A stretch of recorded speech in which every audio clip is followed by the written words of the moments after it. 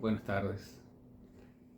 Leer diarios en Argentina en general, no solo en Buenos Aires, es amargarse con las noticias sobre daños y muertes de niños. Y siempre la culpa la tiene no se sabe quién.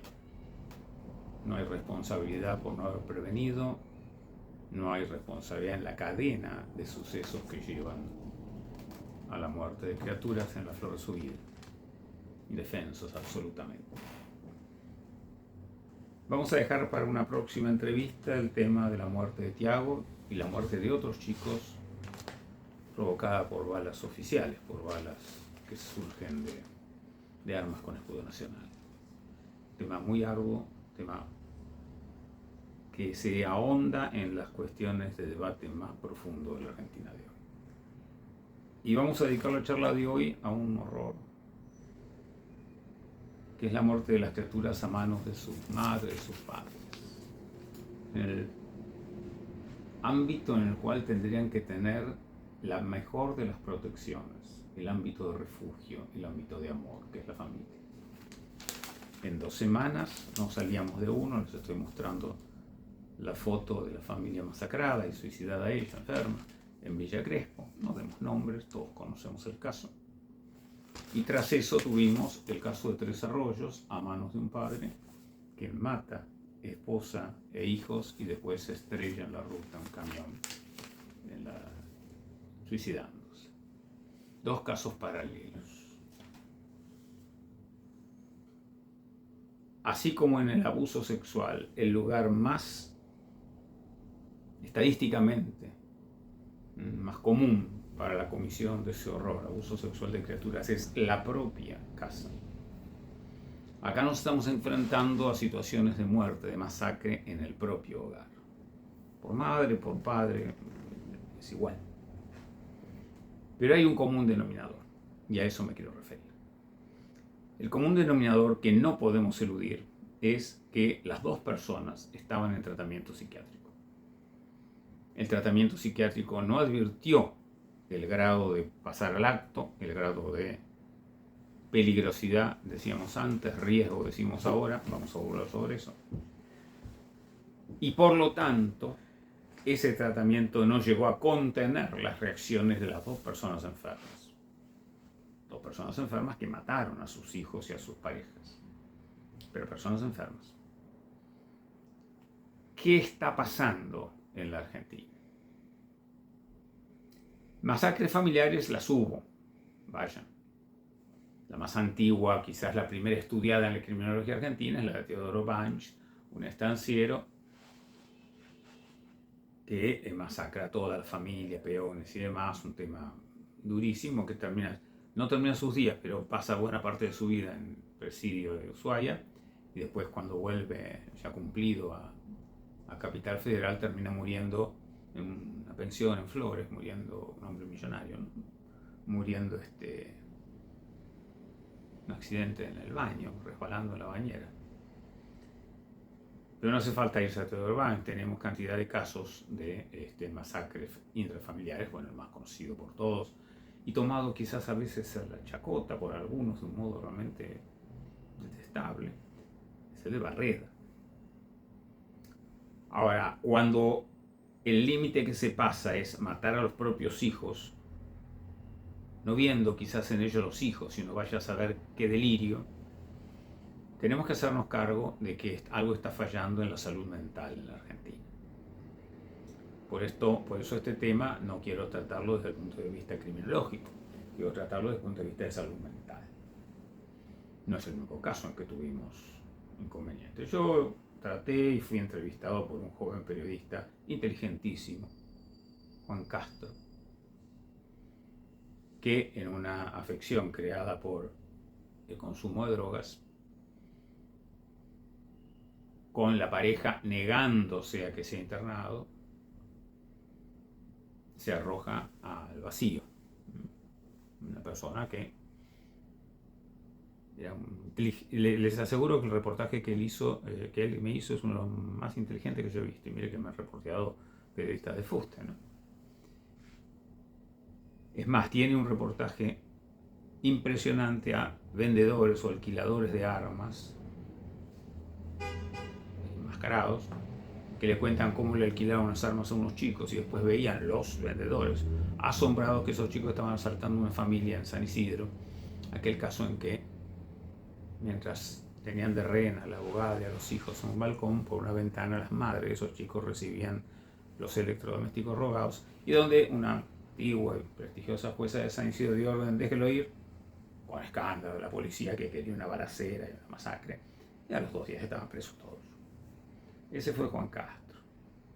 El caso de Juan Castro originó un fallo interesantísimo de la Cámara del Crimen de Buenos Aires, fallo con 2 jueces, el doctor Filosof y el doctor Luchini, muy interesante, en que procesa a los médicos que no procedieron a dictaminar la internación, aun cuando la pareja de Juan Castro no se opusiera a ello. Era el que pagaba el tratamiento. Eso después terminó sin sentencia porque hicieron una probation en etapa de juicio. Pero a quienes quieran estudiar esto, por favor, el fallo de Luchini Filosof, no doy el apellido de los médicos porque hicieron una probation, quedaron desligados. Pero sí recuerdo cuando ese fallo yo estaba de turno y hasta por la tarde llegaban médicos avisando que su paciente estaba en situación de crisis para curarse en salud. Después pasó como todo pasa en la Argentina. O sea que hay una responsabilidad jurídica médica que es necesario profundizar. Yo tuve el dolor y el honor de ser defensor del hijo del oficial Roldán, aquel que murió asesinado por un enfermo mental a cuchillo en la esquina del Malva.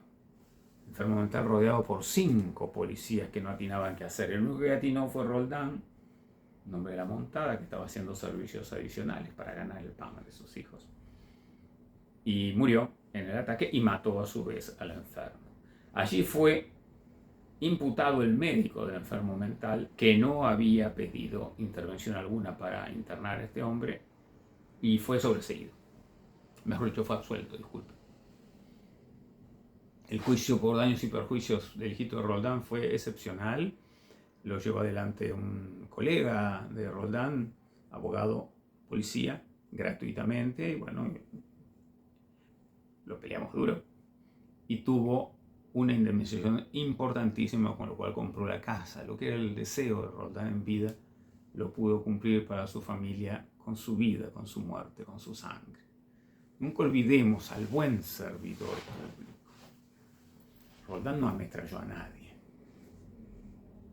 Roldán se defendió después de ser atacado por el enfermo a cuchillo. El otro personal de la ciudad quedaba impávido mirando, cuando ahí hay que tomar desde atrás. Bueno, no importa, no vamos a usar técnica de sujeción. Roldán es un héroe de la sociedad argentina. ¿Qué pasa en estos 2 casos y por qué me refiero al caso de Juan Castro y al caso de Roldán? Donde la justicia dijo no tiene responsabilidad, o dijo tiene responsabilidad, pero después le permitió una probation en el caso de los médicos de Juan Castro. Estamos en un momento paralizante en materia de la atención del enfermo mental con elementos agresivos.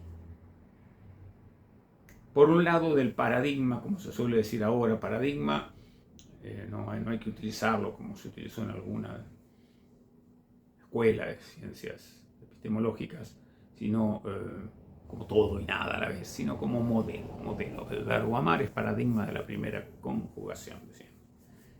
El paradigma del peligroso para sí para tercero, que era el del antiguo sistema de salud mental, fue sustituido por el paradigma del riesgo cierto e inminente. Como dije en alguna presentación, recuerdo en el Senado, diputados, en el anexo del Senado, cambiar peligrosidad por riesgo es alejar o achicar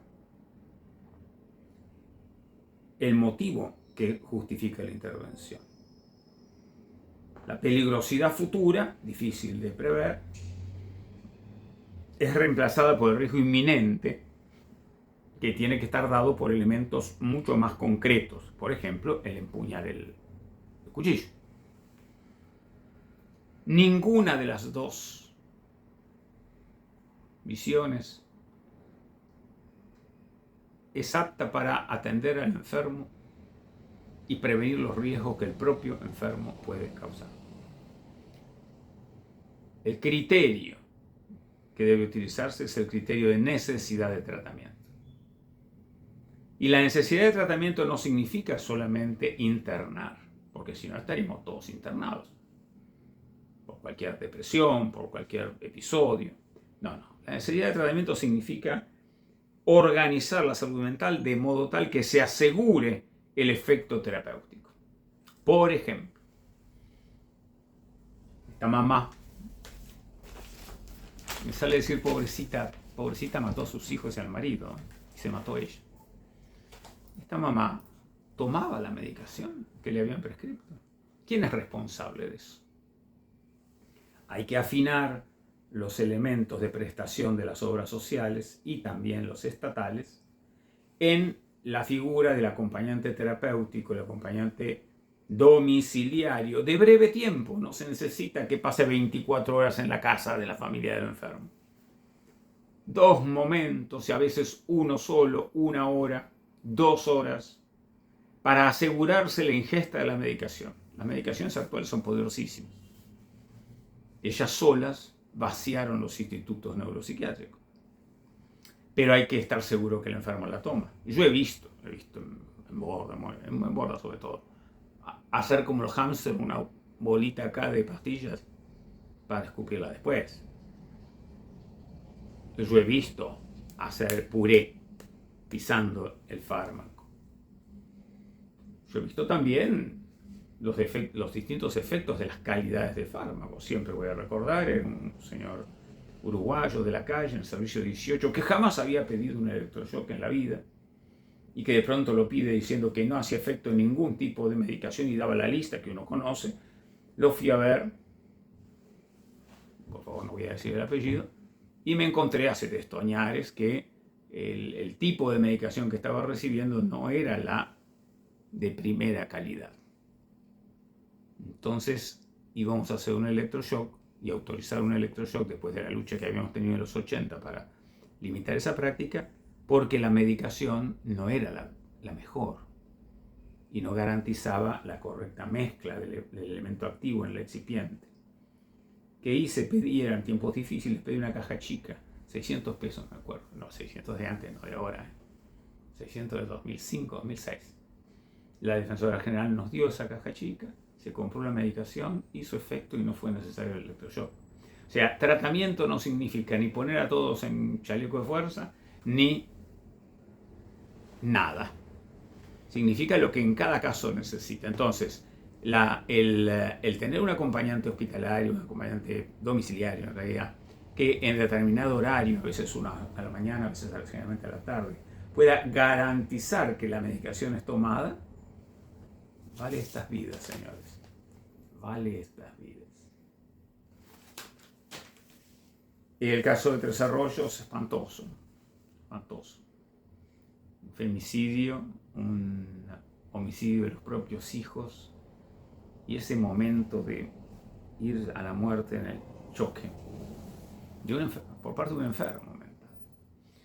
Entonces, mis estimados amigos, cuando vemos estas noticias policiales, en definitiva, que nos horrorizan, que duran unos días, una semana, no más, que salen a relucir cuando aparece el próximo caso, sepamos que hay una crisis en salud mental que, vuelvo a decir como generalmente enseño, no está tanto en la ley, respecto a los cuyos defectos se ha hablado largamente, sino el decreto reglamentario. Y hubo proyectos de decreto reglamentario que el ministro en ese momento Rubinstein no quiso firmar, corrigiendo estos errores. A ver, señores, hay una Argentina donde por decreto, por resolución se hace todo. Todo. ¿Es posible que no exista una comisión trabajando en el decreto reglamentario de la ley de salud mental y que sigamos cosechando muertes?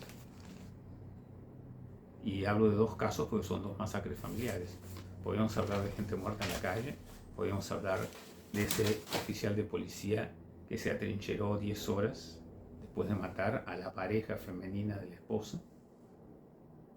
Y podemos seguir hablando, con todo respeto dicho, porque no soy de los que habla de lacras, fisuras o lo que fuere, de qué porcentaje de la gente que está en calle en Buenos Aires, cuántos están afectados en su salud mental. La mitad, 2/3, 90%. Una cuestión de tiempo. Porque el que vive en la calle, despierto y alerta de noche con una púa para defenderse y durmiendo de día, en lugar de poco calor que haya, tarda poco tiempo en estar del todo afectado en su salud mental si no lo estaba antes.